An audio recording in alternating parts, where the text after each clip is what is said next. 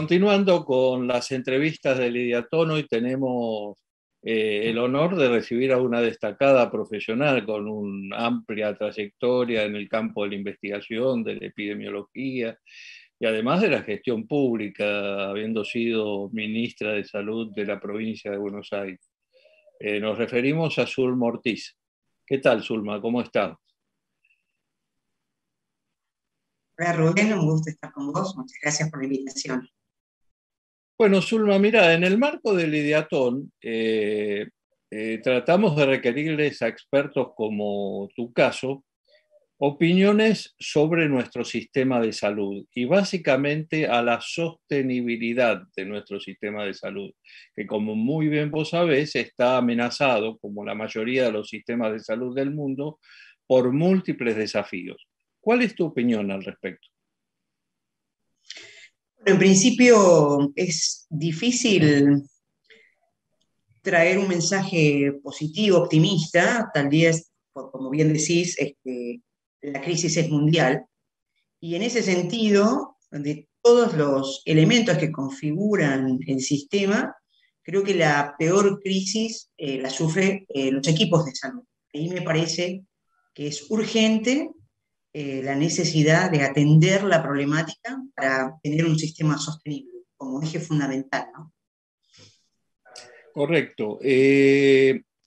Nosotros tenemos particularidades, Zulma. Somos un país federal, esto ya genera una fragmentación territorial devenida de que las provincias conservaron constitucionalmente el manejo de la salud. Pero también tenemos un problema muy importante de fragmentación en todos los demás sectores. ¿Cómo pensás que podríamos avanzar en este campo? Mira, uno de los problemas, esta fragmentación y esta federalización que ha ido, digamos, de alguna manera sufriendo el sistema, porque finalmente es un sistema dañado, sufriente, ¿no? Entonces, uno de los principales puntos es la territorialidad. A mí me parece que anclando en un lugar se puede ir con decisiones incrementales, de alguna manera disminuyendo esa fragmentación y esa segmentación. Te doy un ejemplo. Si vos te parás en un municipio y observás cómo está constituido ahí, digamos, el sistema, bueno, obviamente es el reflejo de lo que ocurre a nivel nacional. Es sector público, privado, de obra social, pero luego lo peor, digamos, que creo que ahí empezaría o podría empezar la integración, son los servicios. Entonces, cada uno de estos subsectores tiene sus propios servicios. En algunos casos confluyen, pero tenés un hospital municipal, un hospital provincial, un centro de salud municipal, a veces provincial. También podés tener un hospital nacional, inclusive, en ese mismo territorio. Entonces, me parece que para hacer algo eficiente y algo sostenible, sería necesario que se trabajara con este énfasis territorial, en donde de común acuerdo y respetando obviamente el entorno legislativo, normativo de cada lugar, se pueda avanzar con la figura del intendente. Yo cuando estuve en la gestión de la provincia de Buenos Aires, comencé a conversar estos temas con Ichi, por ejemplo, con la gente de Mar del Plata en su momento, es decir, un poco, si recuerdas, estaban las unidades de pronta atención, están en realidad, pero quiero decir, estaban en ese momento en tela de juicio, ¿verdad? Desde el punto de vista político. Entonces, una de las primeras medidas fue descentralizar la gestión de estas unidades a los municipios, manteniendo cierto cofinanciamiento, porque el punto no es descentralizar y desentenderse, sino justamente darle al territorio, al municipio, esa autonomía que necesita para resolver los problemas de salud de la gente, que finalmente es la gente sobre la que ellos tienen, como todos, pero en particular los intendentes con sus secretarios de salud, un mayor contacto y una mayor responsabilidad, en tanto son la puerta de entrada al sistema. Entonces, estamos pensando en un sistema sostenible, ya desde entonces siempre consideré que la acción territorial es fundamental para ir buscando esa integridad y esa integración que tanto necesitamos para el cuidado de la salud, ¿no?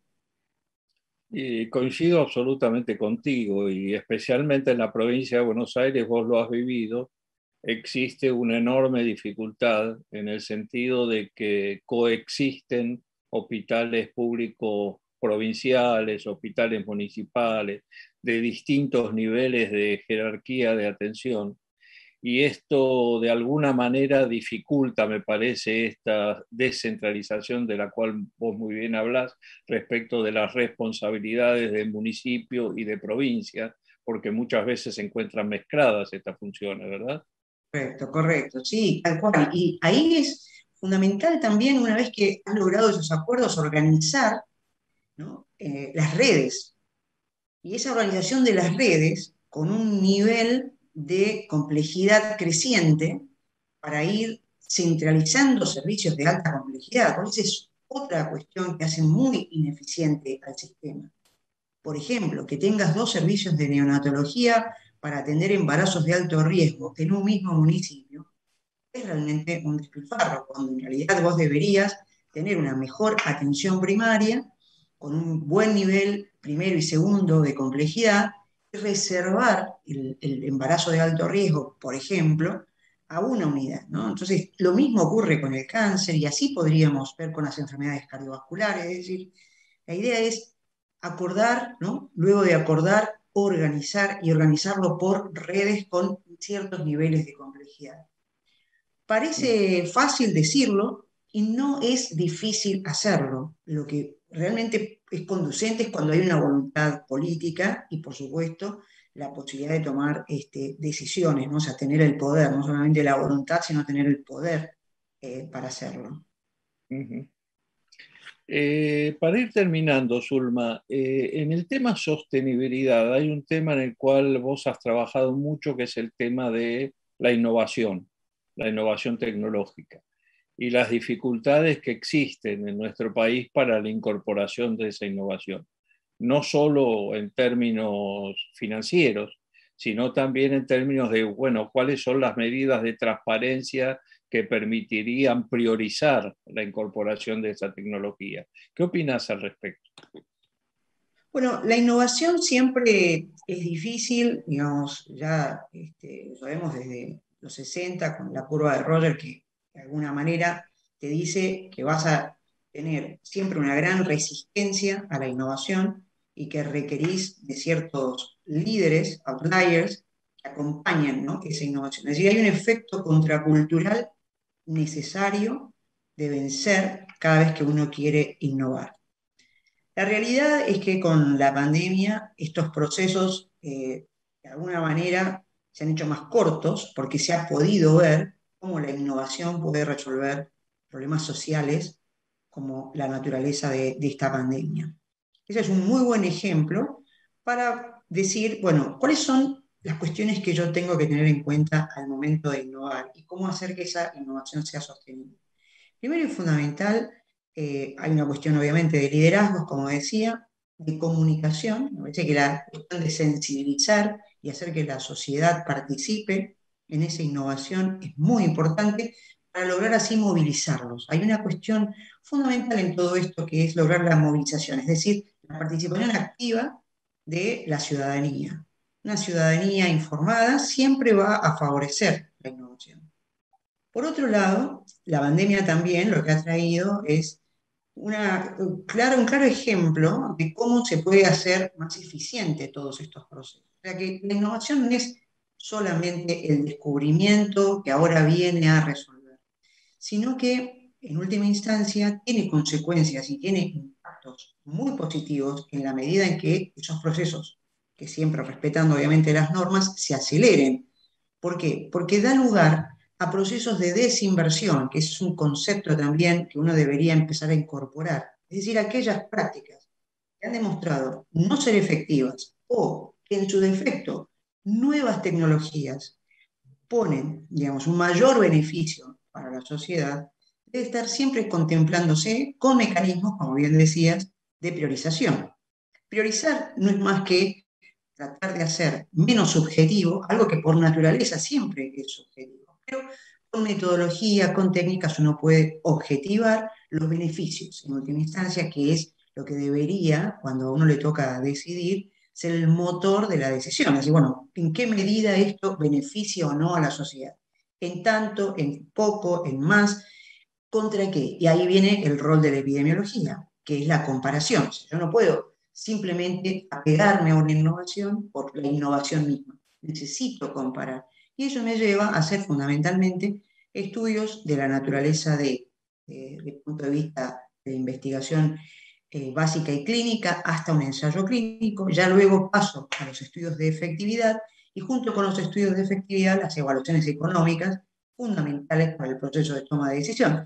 Entonces, lo que estoy tratando de decir es que dándole cierta racionalidad a estas innovaciones, transparentando y, como siempre, haciéndolo de una manera participativa, la incorporación de las mismas puede resultar en gran beneficio para la sociedad. Lamentablemente, Argentina, en ese sentido, todavía tiene mucho por andar. Pensemos que hay una agencia de evaluación de tecnología que es una promesa eterna de tener, a pesar de los esfuerzos que se hacen ad hoc para poder tomar decisiones informadas.